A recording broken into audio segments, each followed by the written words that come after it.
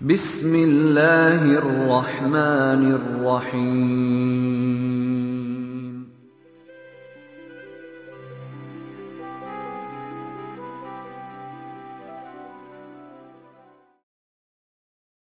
Assalamu alaikum wa rahmatullahi wa barakatuhu. Жараткан Алла Таалага чексиз мактоолор болсун. Сүйүктүү пайгамбарыбыз Мухаммад Мустафа саллаллаху алейхи ва салламга саламдар жана салаваттар болсун.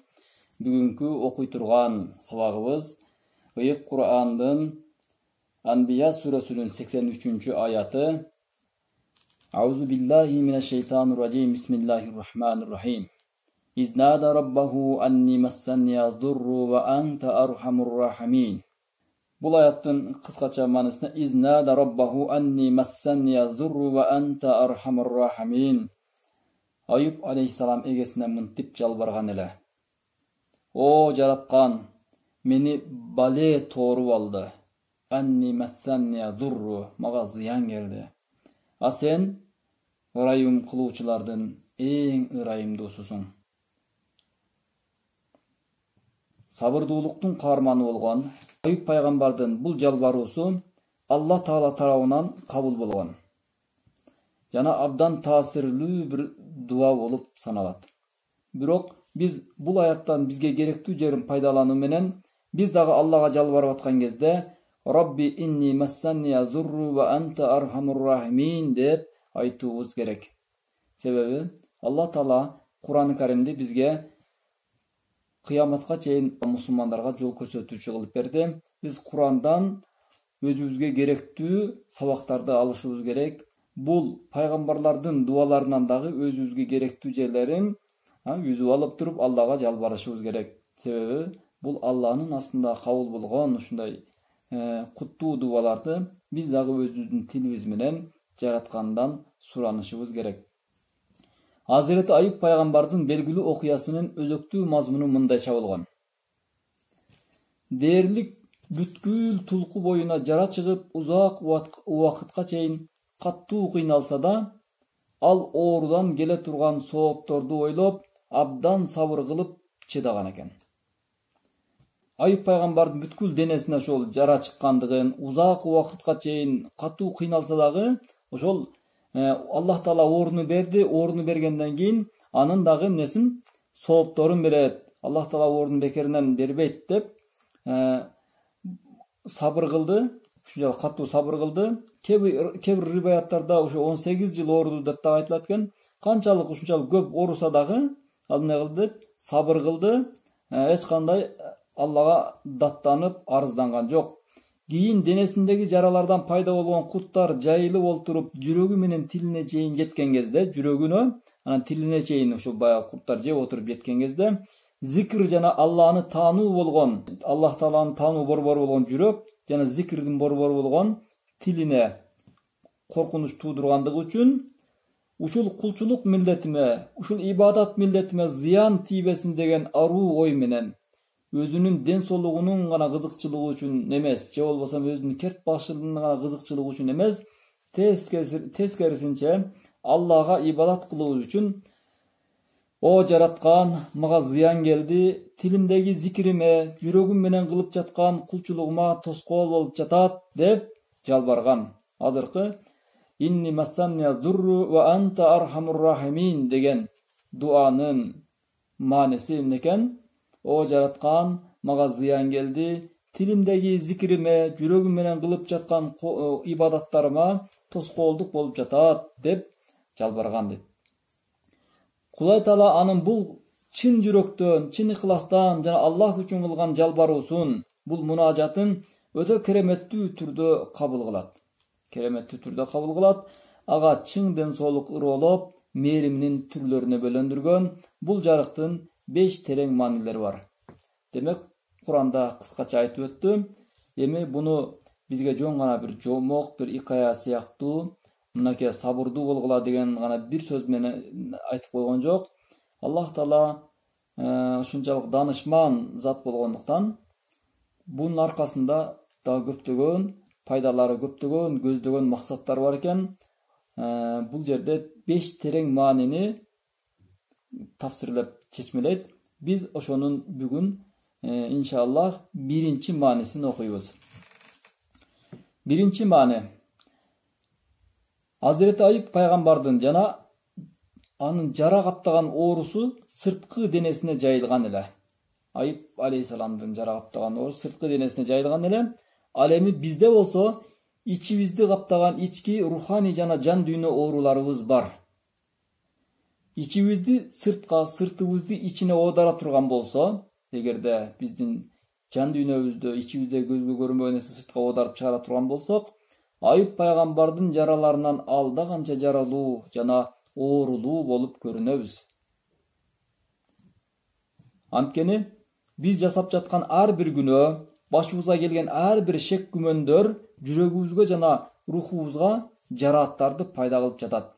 Себеби биз көчөдө кетип атып, же болбосо телевизордон, же болбосо бирөө менен сүйлөшүп жатып, жүрөгүбүзгө, башыбызга келген ар кандай шек күмөндөрдүн бардыгы биздин руханий жан дүйнөбүзгө жараларды пайда кылып жатат.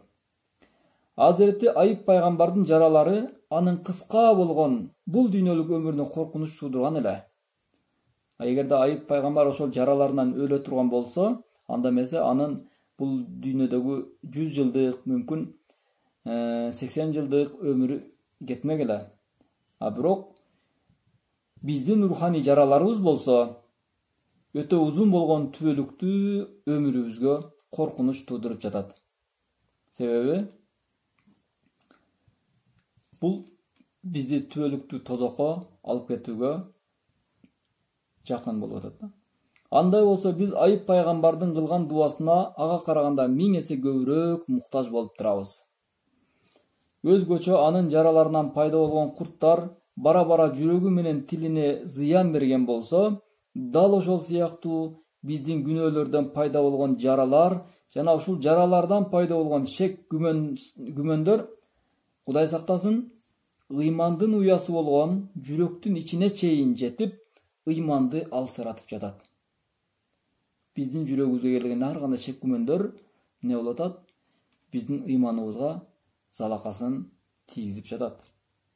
Ыймандын тилмечи болгон тилибиздин руханий рахатын качырып, зикирден таптакыр оолактатып жатат. Бул тил ыйманыбыздын тилмечи.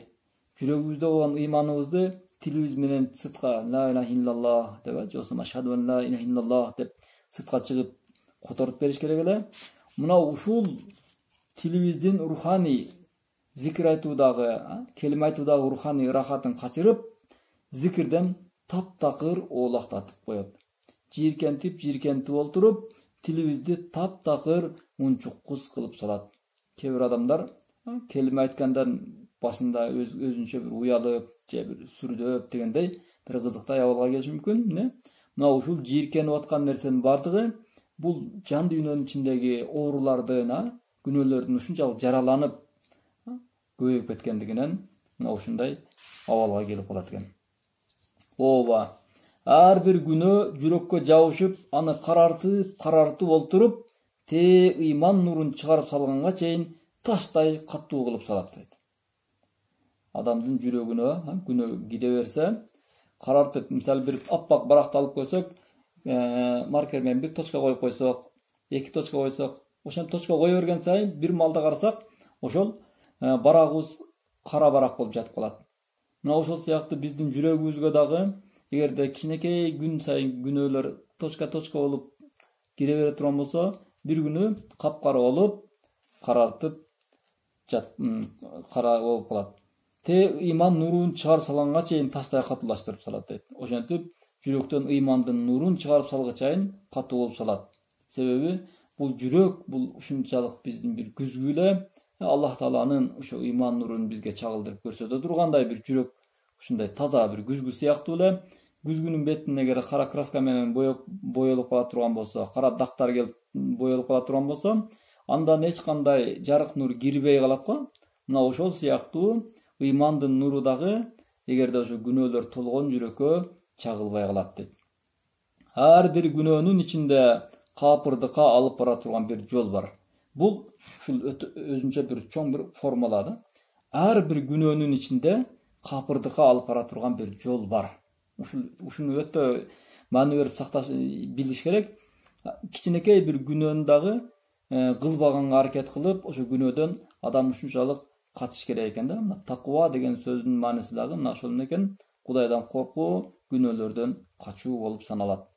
Хазирети Умар разияллаху анхудан таквалык деген эмне дегенде, ушунчалык көп тикендердин арасында жылаң айлак басканда канчалык тикендерден этияттап качып басып өтүп кетесиң, мына ошол сыяктуу таквалык дагы бул жашоодогу ар кандай күнөөлөрдөн ушунчалык этияттык менен качып өтүп кетүү деп айткан экен да. Карасак, ар бир күнөөнүн ичинде капырдыкка алып бара турган бир жол бар. Ал күнөө тообо кылуу аркылуу батыраак жок кылынбаса, курт эмес, балким кичинекей руханий жылаңга айланып, жүрөктөрдү чагып алат дейт да. Күнөөлөрүбүздү биз тообо кылуу аркылуу батыраак жок кылбай турган болсок, анда эмесе курт эмес, балким кичинекей руханий жылаандарга айланып, биздин жүрөгүбүздү чагып алат. Мисалы, уяттуу бир күнөөнү жашыруун кылган киши аны башкасы билсе абдан оңтойсуз абалга түшкөндүктөн, периштелер менен руханияттын бар экени ал адамга абдан оор келе баштайт. Бир адам жашынып, бир күнөө кылып койду, эч ким көрбөгөн жерде бир жашыруун күнөөнү жасады, бирок аны эмне эч ким билбейт. Караса, периштелер бар же болбосо рухтар бар дегенде, ал адам оңтойсуз болот да, себеби алар көрдү, оң жактагы периште, сол жактагы периштелер булар амал дептериңе жазып турат дегенде, ушунчалык оңтойсуз абалда болот экен дагы, ушул күбөлөрдү жок кылып салыш үчүн эмне кылат дейт? Кичинекей эле бир шылтоо болсо дейт да, аларды жокко чыгарып салат.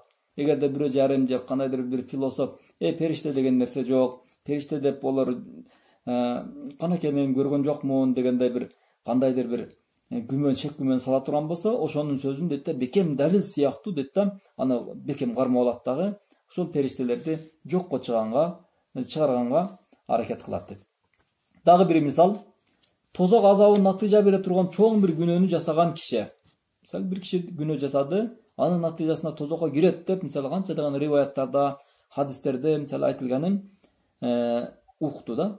Ошондо тозоктун коркутууларын уккан сайын ага каршы тооба кылуу менен коргон болсо, мисалы азыр кээ бир адамдар айтат, "Ой, сен эмне тозок деле айта бересиң, тозок деле айта бересиң, дагы тозогу менен коркута баштадыңбы?" депчи. Мына ошол тозоктун коркутууларын уккан сайын бүт жан дили менен тозоктун жок болушун эңсегенлиги үчүн кичинекей эле бир күмөнгө калса, тозокту жокко чыгаргандан кайра тартпайт. Кайсы бирөөлөр мисалы азыркы христиандардагы баягы жахабалардын күбөсү деген сыяктуу, мисалы кээ бир баягы туура эмес ишенимдеги адамдар тозок деген жок, Кудай деген тозок менен жазалабайт, Кудай деген сүйүүт деп мисалы айта турган болсо, мынакей ушундай болуш керек эле да, тозок деген жок болуш керек эле деп туруп, эмне кылат? Ага түпкүрүндөгү жасаган күнөөлөрү эмне кылды? Тозокко кирүүсүнө себепчи болуп калды. Ошентип өзүнүн тозокко түшүп калышына жол ачып алат. Дагы бир мисал, үчүнчү мисал. Парыз намазын окубаган жана кулчулук милдеттерин аткарбаган киши башчысынын кичинекей бир тапшырмасын аткарбаганы үчүн алган эскертүү менен сөгүштөн таасирленгендей эле. Эзелтеден бери өкүмүн жүргүзүп келе жаткан түбөлүктүү падышабыз болгон Алланын көптөгөн буйруктары менен парыздарын аткарбаган адам дагы бунун жалкоолугу аны дагы өтө чоң бир кыйноону пайда кылат. Себеби намаз окугула, зекет бергиле, ушул сыяктуу Кудайдын орозо тутула деген буйруктары бар эле. Ушул ибадаттарды, кулчулуктарды аткарбаган адам дагы мен Кудайдын астына барсам, ушулар жөнүндө сурайт деп баягы таасирленген сыяктуу эмне кылат дейт? Бул дагы жан дүйнөсү кыйнала баштайт дейт да. Ал кыйналуудан улам ичинен мындай деп сүйлөнө баштайт дейт. Атаганат. Ушул кулчулук милдеттер болбой эле койсочу, ушуну кылбай эле койгондо жакшы эле болмок деп ичинен арзуу кыла баштайт.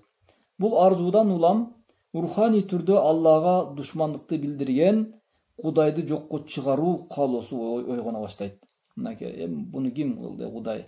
Балким Кудай ушул баягы атеисттер айтып аткандай же философтор айтып аткандай ошо Кудай балким жоктур. Булар же калп эле ушул нерсени айтып аткандыр дегендей кылып эмне болот дейт? Анын жүрөгүндө кичинекей Кудайды жокко чыгарууга арзуу пайда боло баштайт, Кудайга болгон душмандык пайда боло баштайт. Эгерде Кудайдын бар экендигине байланыштуу кандайдыр бир шек күмөн пайда болсо, жүрөккө кире турган болсо, бекем далил сыяктуу ага жабышып алат. Ошентип, ага өтө чоң кыйроо эшик ачылып калат.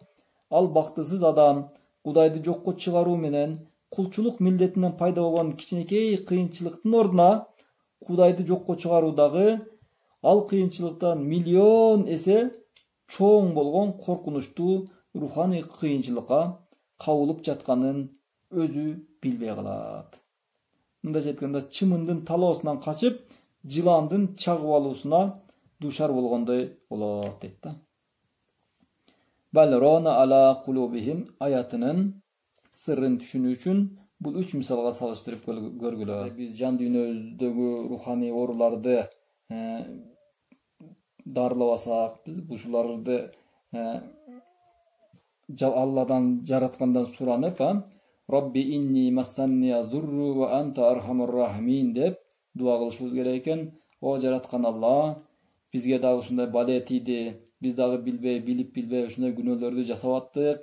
Биз дагы сени ушунчалык ырайымдуулардын ырайымдуусуң, бизге мээримиңди төгүп, бизди ушундай руханий ооруларыбыздан сакта деп дуа кылышыбыз керек экен. Subhanaka la ilma lana illa ma 'allamtana innaka antal alimul hakim. Al-Fatiha.